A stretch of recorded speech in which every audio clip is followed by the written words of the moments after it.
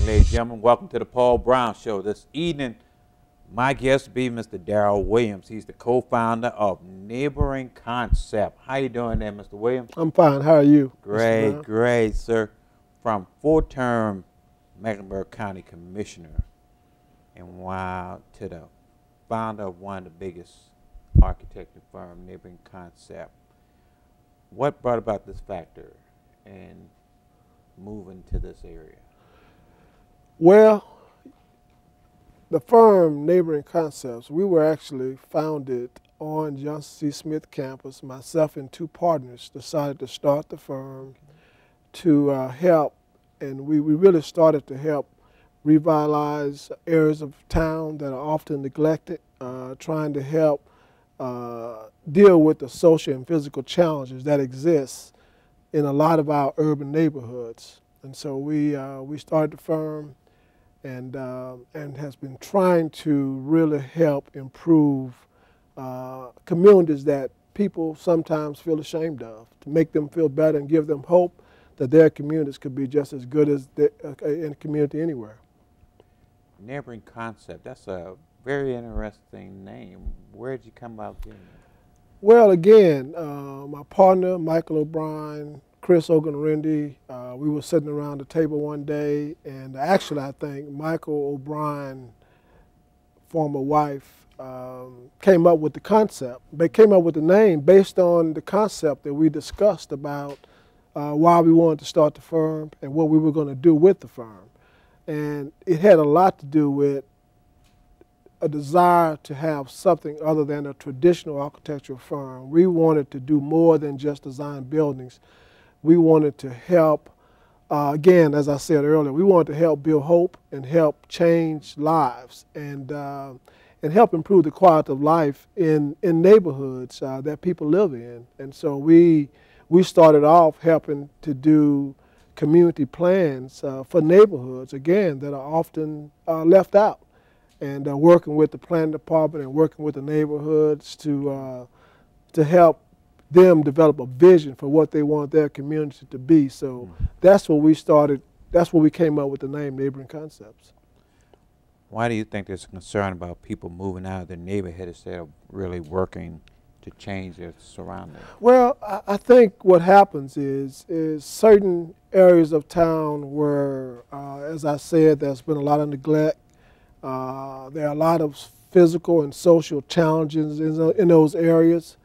And what happens, as soon as the people who are living there, as soon as they can improve their situation, they move to another neighborhood that does not have as many challenges. And so what we wanted to do was try to get those people to stay in those neighborhoods as they improve their situation, to stay to help the community become better. And so, you know, you have sort of the same thing happening all over again. You know, you end up with people of only one social economic class living in some of these challenged neighborhoods, and diversity is the best thing that a neighborhood can have, not just diversity in race, but also diverse in social and economic opportunity. And so, and that's what makes a community stronger, you know, is diversity. And so the people that can best help the community are the people that are from that community. Sure. To try to stay there and give hope to the other people that are there that may not be as well off as they are. What are some of the challenges that you have faced when you were trying to start up Neighboring Concept? Well, you know, it's hard with any new business. You know, no one knows who you are. You have to sell your business. Capital and money is always a challenge. Getting projects is always a challenge.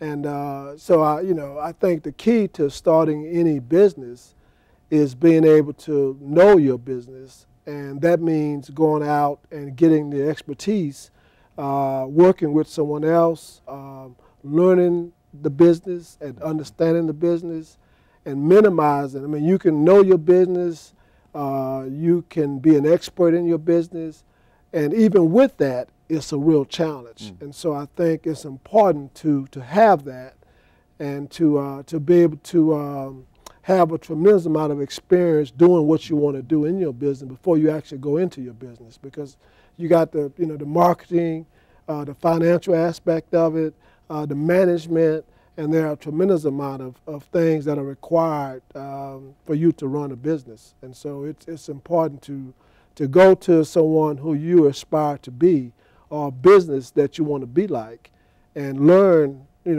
what they do and what they've done to be successful before you take that leap.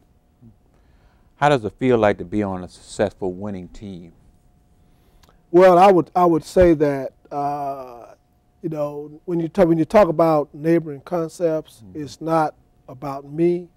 It's really about the people that work with me. The people that have worked with me in the past. My former partners, the people on our staff. That's who make us who we are. We have great people. They do a great job, and it's a good feeling. I mean, it's a good feeling to have good people working with you every day to help, make sure that the success continue.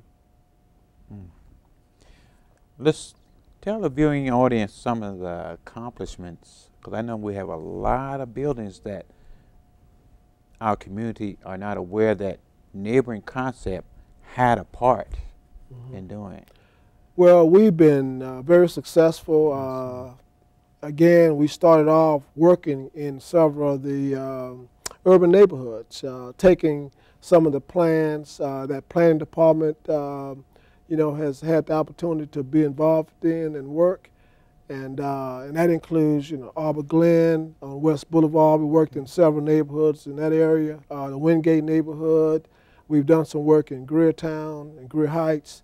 Of course, Wesley Heights, right near where we are. We've done some work, and so we've tried to help develop strategic plans so that the planning work that has been done in the past, that planning work, it could actually be implemented.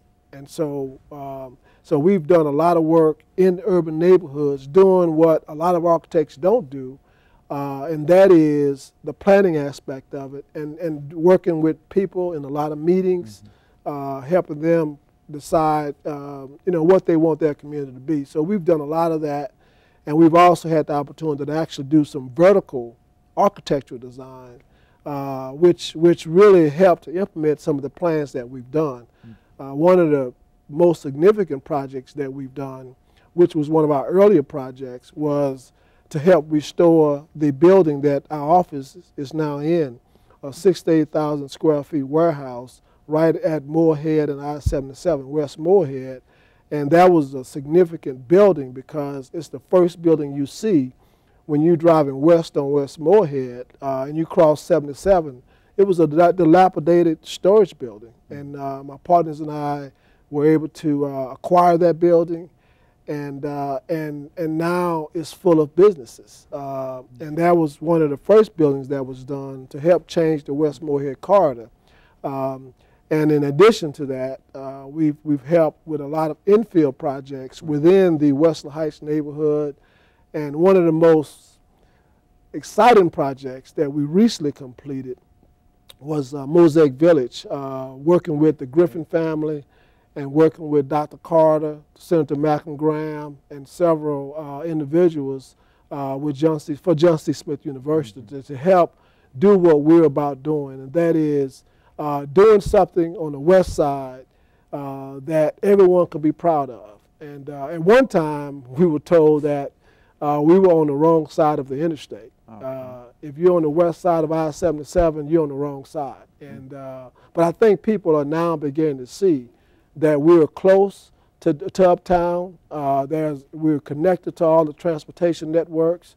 There are great neighborhoods and wonderful people, a lot of history, and it's very accessible to a lot of things. And so I think people are beginning to see now how valuable the west side of Charlotte is, and how important it is to our future. And so we've worked on the light rail stations on the South Corridor light rail line.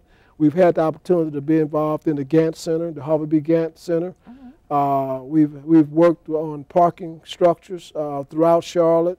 The new Central Piedmont Community College parking deck next to Memorial Stadium, we designed that project. We've designed the Stratford Richardson YMCA on West Boulevard. We've also, one of our first major projects that we got the opportunity to do was University Park Baptist Church on Batersford Road. I mean, Dr. Claude Alexander trusted us to do a project like that, and we worked with R.J. Leeper Company as the contractor to build the project, and we've had a lot of success because people trusted us to do work with them and for them, and so and we're excited about that. I mean, success doesn't come without someone believing in you and believing that you can do the work, and so that's, you know, we owe all of our success to others, including the firm that I came from when I started my own firm, and that was Gant Huberman Architects. Harvey Gant, our former mayor, and his partner Jeffrey Huberman. I was there for 12 years, and they really allowed me the opportunity to grow and learn, and to gain the confidence that I have now to start my own firm. When you travel around the city of Charlotte and a lot of different counties or whatever, you see buildings, structures that neighboring concept had a part in, how does that make you feel? I mean, because you've named a lot of outstanding facilities up here, not only Charlotte but around. Well, I think it's more important to me that the people who use those facilities enjoy them, and that they have served the purpose of why they were done in the first place, and the impact that they've had on the surrounding community. I think that's more important to me than the fact that we designed them, that people use them and people enjoy them. I think one of the other projects that we've done is Revolution Center over the historic Revolution golf course. We designed a facility there, the first LEED certified facility for Mecklenburg County Parks and Recreation. And so to go there and see the kids and see people using the facility and enjoying the facility and seeing the natural light come in, a facility that minimizes the use of energy, you know, I think those things are so important. And so it's more than just we did it. It's how people react to them and the impact that they have on people and the surrounding community. Mr. Williams, who inspired you to want to go into architecture? That's a real good question, because I actually stumbled into architecture. You know, I came up in a family that really no one in my family had gone to college, and so I graduated out of high school and I had no interest in going to college. And I happened to live very close to Southern University, one of the largest, predominantly African American universities in the country.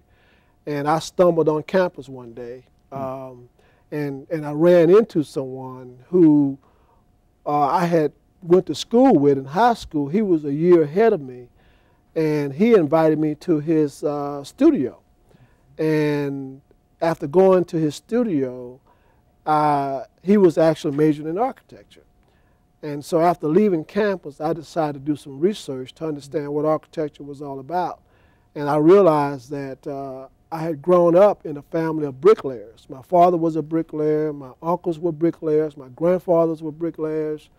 And so that was the only thing I could relate to. And so I was able to understand. I always liked drawing, but I never connected construction and drawing to architecture until I went up on campus that day. And so I did some research and decided that it was something that I think I may be interested in doing. And Southern allowed me to enroll into their program after that. And I realized it was something that I just loved doing. And as I said, I didn't know an architect. Right. I just kind of stumbled into it and decided that it was something that I was meant to do.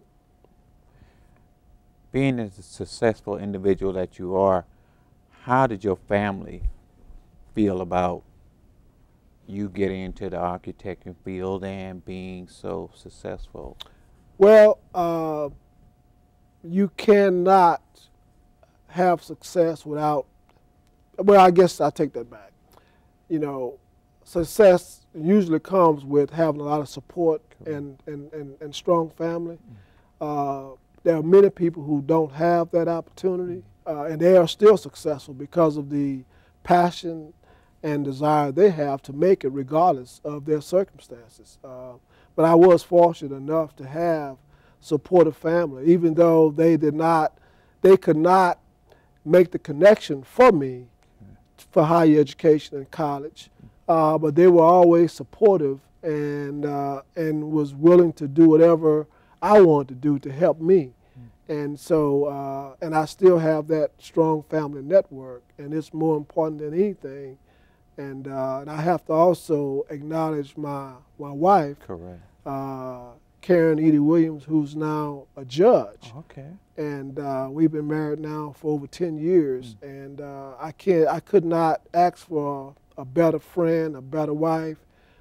She's always been very supportive of me, and as well as my sons. I have 4 sons, and they're all men. My youngest son is in college at UNC Charlotte, and the other 3 have graduated from college, and there's nothing better than having strong family and friends to be supportive of what you want to do.